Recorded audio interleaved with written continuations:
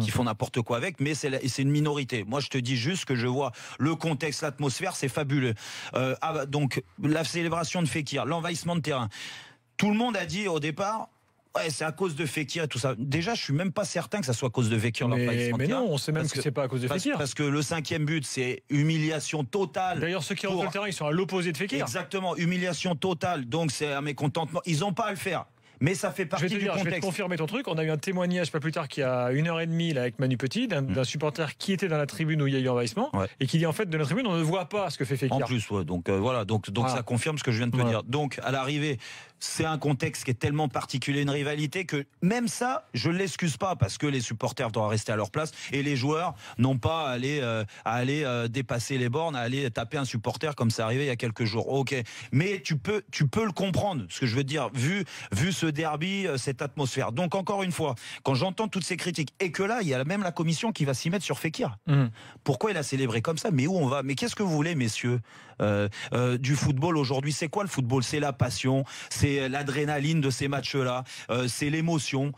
Si tu bloque les joueurs après un but. Espérons que la commission dise c'est bon, il n'y a pas lieu de sanctionner. Et puis même quelle idée ça leur est passé derrière la tête de dire on va peut-être. Non, ils ont été saisis par la commission d'éthique. Ouais. C'est pas pareil. Oui, mais et la commission d'éthique, mais ça c'est le plus gros scandale. Moi j'avais oublié l'existence. Ah ouais, non mais ça c'est un scandale. Et écoute, non est-ce qu'on a trouvé qui travaillait dedans parce que. Ce que je veux dire. Il y avait Joël Quignou à un moment. Dans la commission d'éthique. Rappelons-le. Ce que je veux dire, c'est que à travers ça, il faut arrêter les délires. Parce que si vous voulez un football où tout le monde se fait chier, des stades vides comme la plupart, parce qu'il y a des matchs où c'est un pénible même pour les acteurs, les footeux de jouer, parce que le stade il est pas exceptionnel, il y a pas d'ambiance et tout ça. Si vous voulez ça, si vous voulez que les joueurs quand ils marquent un but, ils dégagent plus d'émotion, ils prennent le ballon comme certains et on leur reproche même des fois nous. Et moi, je leur reprochais par moment quand je jouais que putain, t'arrives pas à fêter ton but. Tu sais, le fameux joueur qui a joué dans une équipe et qui rejoue contre cette équipe-là. Il a passé des années et quand il marque, il fête pas son but. J'ai toujours trouvé ça incroyable.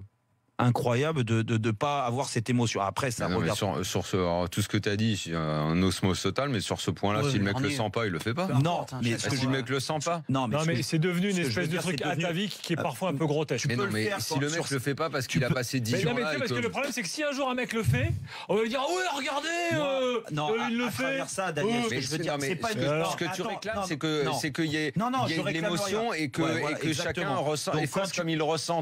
Alors n'empêche pas au mec de faire ça s'il le ressent comme ça. D'accord, allez, disons que ça, ce point-là, oublions-le, parce que t'étais tellement parfait jusque-là. Comment de 10 sur 10, tu peux te contenter d'un 9? C'est vrai que là, c'est un 9,5 là. Bon, écoute, donc on le retire, je regarde mon. Non, mais ce que je veux dire, c'est que cette émotion, c'est essentiel dans le foot aujourd'hui. Et moi, j'ai envie que ces jours-là continuent. Nabil continue à fêter tes buts comme ça.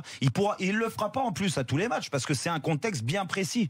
Tu vois, moi, je l'ai fait à Marseille, par exemple, pour parler du Marseille PSG. À l'époque, t'imagines ce qu'on aurait fait s'il y avait eu le truc? Quand j'ai retiré mon maillot, j'ai mis ici c'est Paris devant le COP des Marseillais. Mais toi t'adorais te faire pourrir. Oui, bien qu'on te crache dessus. Non, j'adorais donner de l'émotion.